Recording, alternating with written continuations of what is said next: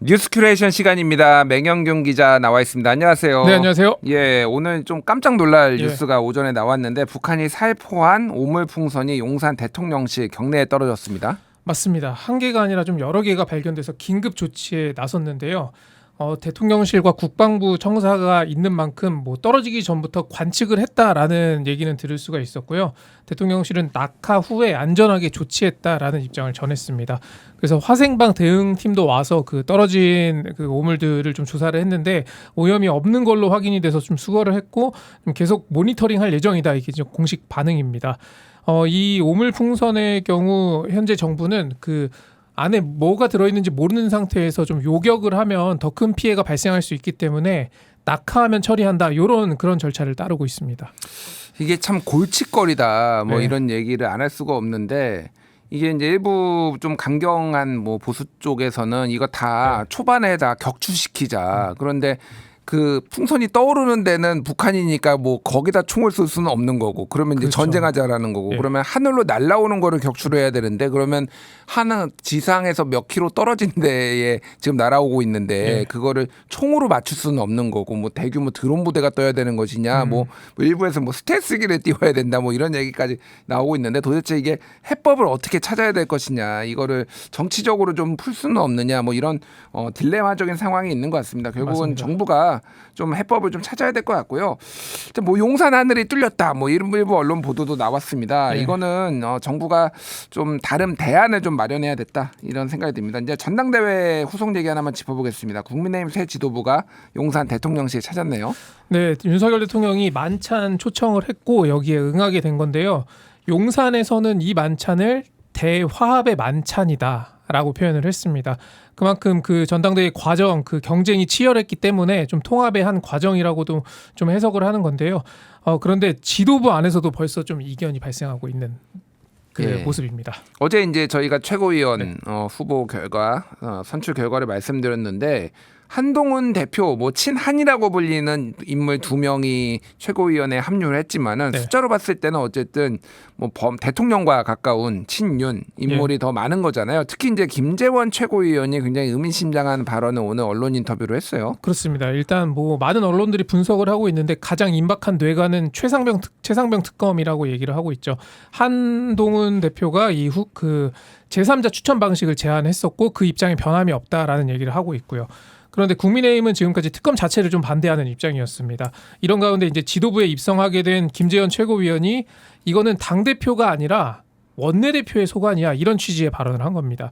또 한 대표가 이제 김건희 여사 검찰 조사에 대해서도 국민 눈높이를 고려해야 한다 이런 발언을 또 했는데 그 발언에 대해서도 국민 눈높이라는 추상적인 단어로 모든 걸 해결하기 어려워지리라 생각한다라는 얘기도 했습니다. 또 의미심장한 발언이 한동훈 대표는 과거에 이제 국정원 특활비 사건으로 자신을 교도소에 꼬린시키려고 했던 그런 분이다. 라고 그 라디오 인터뷰에서 얘기를 하기도 했고요. 또 김민전 최고위원도 좀 개인 의견을 전제로 하긴 했지만 이 최상병 특검법에 관련한 거는 원내 전략에 해당한다라고 했습니다. 좀 비슷한 맥락으로 볼 수 있고요. 그래서 오늘 뭐 대통령실은 만찬이 그 대화합의 만찬이라고 했지만 뭐 그래서 이제 다른 후보들도 초청을 했거든요. 뭐 원희룡 후보나 나경원 후보들. 근데 그래서 오늘 만찬 참석자들을 숫자로만 따져보면은 아직 한 대표가 당직 인선을 한 건 아니라서 대통령과 가까운 인물들이 훨씬 많은 상태에서 만찬이 이뤄지게 됐다. 이런 점도 말씀드리겠습니다. 그러니까 이 만찬을 놓고도 약간 이제 논란 아니면 네. 해석들이 분분한데 일반적으로는 새 지도부가 선출이 되면은 새 지도부를 이제 불러서 네. 당부를 하는 건데 이거는 그렇죠. 지금 전 지도부, 새 지도부 그리고 떨어진 낙선자들 다 불렀다라고 한다라면은 결국은 한동훈 체제에 힘을 실어주지 않으려고 하는 거 아니냐 뭐 이런 해석까지 나오고 있어요. 좀 아직 불편한 게 가시지 않은 거 아니냐 단독으로 보기에는 조금 싫은 감정 아니냐 뭐 이런 해석까지 나오고 있는데 어쨌든 요 얘기는 여기까지 하고 자 오늘 큐레이션 본격적인 네. 주제 이진숙 방송통신위원장 후보자에 대한 국회 인사청문회 좀 전해드릴 텐데요. 자 이례적으로 이틀 동안 이제 진행이 예. 됩니다. 그래서 오늘 시작을 했는데 자 오늘 어떤 일이 있었는지 좀 설명 좀 해주실까요? 네, 일단 오늘 오전에는 그 의원들의 질의에 이진숙 후보가 답하는 방식으로 진행이 됐고요. 오후에는 증인과 참고인들이 출석을 해서 의혹을 좀 뒷받침하는 사례들을 언급하는 그런 시간이 이어졌습니다. 크게 보면은 그 과거에 했던 발언에 대한 적절성 문제 논란이 하나가 있고요. 5.18 세월호 참사, 이태원 참사 등이죠. 또 한준호 의원이 어제 뉴스공감에서 지적한 자료 제출 문제도 좀 지적이 됐고요. 또 MBC 재직 당시에 법인카드 사용에 대한 어떤 의혹 제기도 있었습니다. 또 언론 노조를 바라보는 후보자의 시각도 쟁점이었습니다. 반면 여당 의원들은 이 방통위 2인 체제가 민주당이 후보 추천을 안 해서 비롯됐다라는 점을 중점적으로 좀 제기를 했습니다. 예, 먼저 이제 법인카드 사용 논란부터 살펴볼 텐데요. 이게 이제 예. 가장 좀 최근에 네. 나왔던 논란들이에요. 자, 이진숙 후보는 사적으로 내가 이거를 쓴 적이 없다라고 얘기를 했는데 예. 지금 여러 이제 민주당 후보자들이 이제 그 네. 자료를 받아서 보니 자택 근처에서, 그러니까 집은 서울이고 예. 대전 MBC 사장 때니까 예. 이제 대전 근처에서 법인카드는 쓰는 게 많아야 되는데 자택 근처에서 뭐 5km 반경 내에서 수천만 맞습니다. 원을 썼다. 그러니까 몇 년, 한 3년에 걸쳐서 굉장히 논란이 됐습니다. 일단 이거 해명이 좀 궁금한데요. 일단 이진숙 후보는 단독 10,000원도 개인적인 이유로 쓴 적이 없다라고 했고요.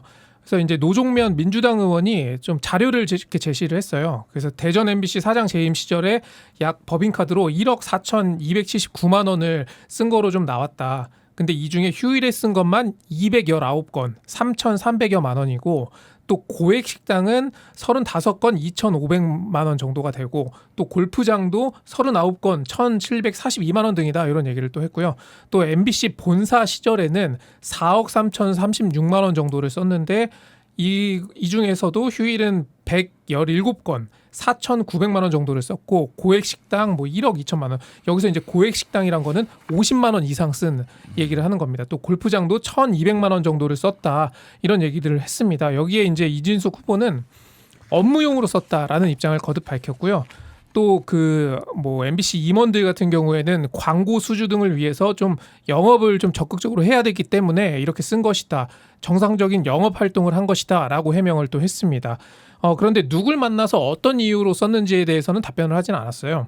그래서 앞으로 두 가지를 좀 봐야 되는데 선물을 한 거라면은 이게 김영란법 위반인지 여부가 또 쟁점이 될 수가 있고요. 그리고 업무 용도였다는 거를 입증하는 자료를 낸다면 의혹을 잠재울 수 있겠지만 그렇지 않으면 이 업무용이라는 말만으로는 이 문제가 해소되지 않는다라는 점도 함께 생각해 볼 수 있을 것 같습니다. 그러니까 이 지금 법인카드 자료는 어쨌든 대전 예. MBC에 지금 남아 있는 거고, 요거 내역을 하나씩 다 예. 봐야 되는 거잖아요.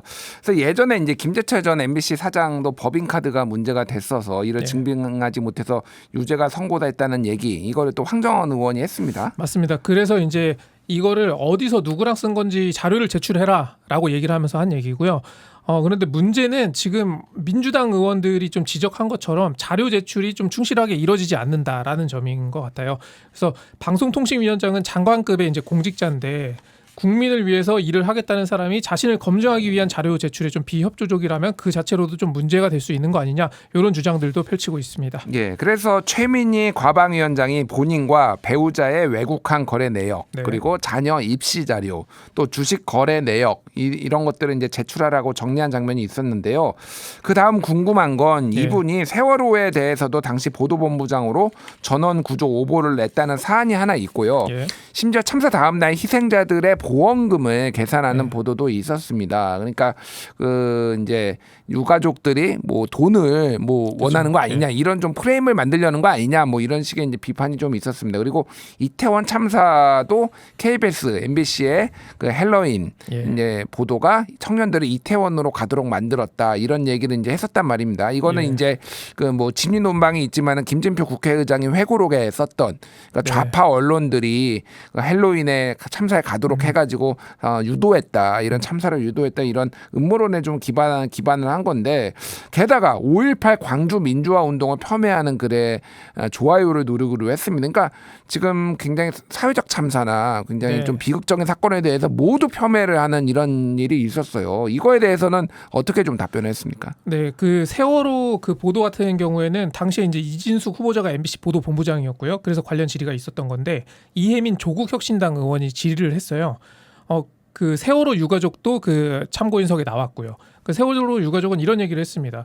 그 당시에 이 전원 구조 오보 때문에 구조 속도가 늦어진 측면도 있다. 그리고 그 보도를 보고 누가 열심히 뭐 수색을 하겠느냐 이런 취지의 얘기를 또 했고요. 또 이런 보도를 냈으면 사과를 하는 게 정상이다라는 얘기도 했고요.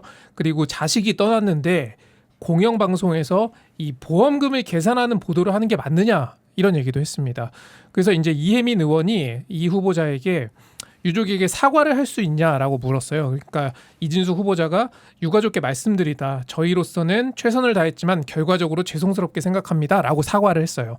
근데 그 이혜민 의원은 그 전체가 다 볼 수 있는 화면에 그 사과문을 하나 올렸거든요. 근데 거기서 이제 핵심은 책임을 통감한다라는 문구가 이제 포함이 되어 있는 사과문이었는데 그게 뭐 챗 GPT가 작성한 문구라고 합니다. 그래서 그 문구를 읽어서 사과를 할 수 있냐라고 하니까 거기에 대해서는 할 수 없다라고 이진숙 후보는 대답을 했습니다.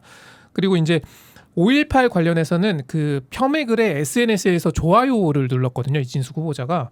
근데 거기에 대해서 자신이 뭐 글을 하나하나 다 보진 않고 그냥 지인의 글이라 좋아요를 눌렀다라는 취지의 답변을 했습니다. 그래서 언제부터 좋아요 연자제가 있었느냐? 앞으로는 좋아요를 누르는데도 신경을 써야 한다. 뭐 손가락 운동을 뭐 조심스럽게 하겠다. 이런 취지의 대답을 또 했고요. 또 이 그런 문제가 됐던 글들이 자연인으로 활동할 때 글이다. 그래서 그걸 문제 삼는 것에 대해서 좀 불편한 기색을 나타내기도 했습니다.